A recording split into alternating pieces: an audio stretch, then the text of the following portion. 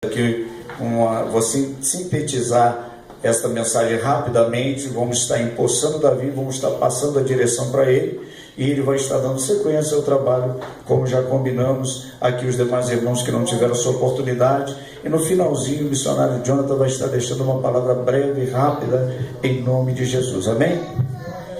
Deixando a sua Bíblia aberta aí rapidamente, no capítulo 2 de Filipenses, versículo 25 até o 30, onde nós lemos agora no início, que fala sobre o apóstolo Paulo agora, que está preso, e ele recebe, a Bíblia diz que ele, agora na sua carta aqui, ele tem o desejo de estar lá na igreja. Ele, porque está preso fisicamente, ele não pode estar lá com a igreja, e então ele vai dizer do desejo dele de ver os irmãos, e o desejo também de enviar Timóteo, que era alguém de alta confiança de Paulo, que a Bíblia vai dizer em uma das suas cartas a Timóteo, que é verdadeiro filho na fé, alguém que ele confia a ponto de chamar de filho. Ele não era filho realmente de Paulo, mas Paulo considera ele como seu filho.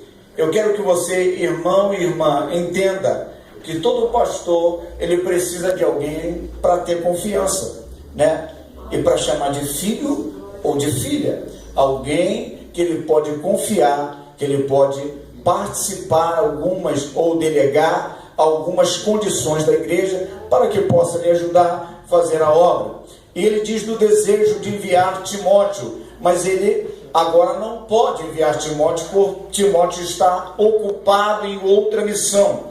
Então, ele agora vai se voltar e falar sobre um homem chamado Epafrodito, que era alguém que foi enviado pela própria igreja para poder consolar Paulo lá na prisão, ou levar o que a igreja supria para Paulo, porque era uma igreja que participava ombro a ombro com Paulo do ministério.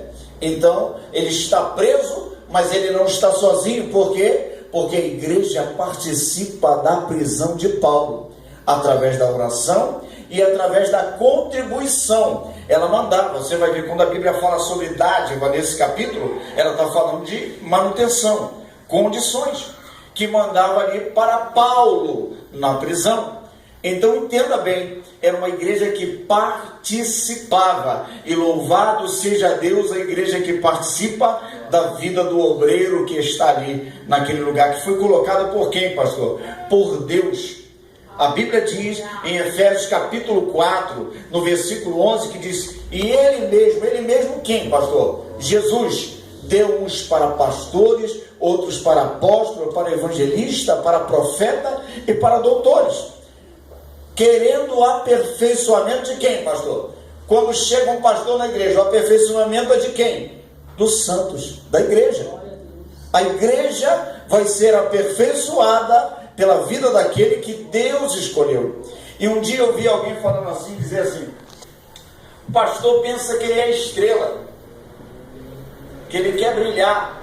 Mas quando você lê em Apocalipse, quando Jesus fala sobre os anjos, ele diz: isto diz aquele que habita no meio das estrelas, que tem as 7 estrelas na mão.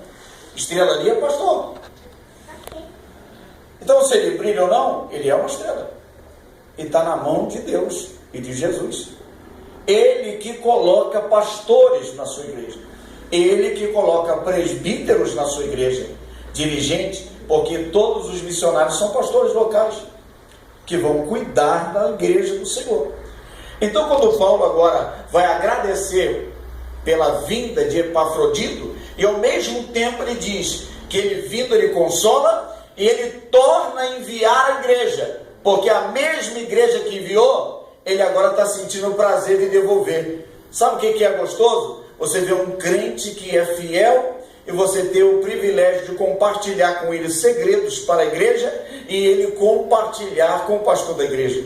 Isso é gostoso, é maravilhoso, é prazeroso para a igreja e para o pastor. Não tem nada mais gostoso do que você estar com o coração aberto e poder participar de um culto na presença de Deus, onde você tem comunhão com todos que você está ali. E isso era o prazer de Paulo. Então ele diz aqui, na sua carta, olha o que ele diz, versículo de número 27. E de fato, esteve doente quase à morte, mas Deus se apiedou primeiramente dele, e não somente dele, mas também de mim. Alguém que amava Epafrodito, e já estava ficando triste por causa da doença do seu irmão. Esse é o sentimento de um pastor. Quando ele vê alguém padecendo na sua igreja, ele também padece, porque o mesmo sentimento está nele. E então ele vai sentir a doença de Epafrodito, e ele diz aqui, mas também de mim, para que eu não tivesse tristeza sobre tristeza. Já estou triste porque estou preso, vou ter tristeza agora porque um que me acompanha, que me admira, que me ajuda, vai morrer, Senhor? Logo que me ajuda, está entendendo? Então Paulo está agradecendo a Deus, porque Deus não permitiu que ele morresse, mas pelo contrário, restaurou a saúde de Epafrodito, para que ele pudesse continuar fazendo a obra junto a Paulo. Isso é maravilhoso, né? Aí vem o versículo 20.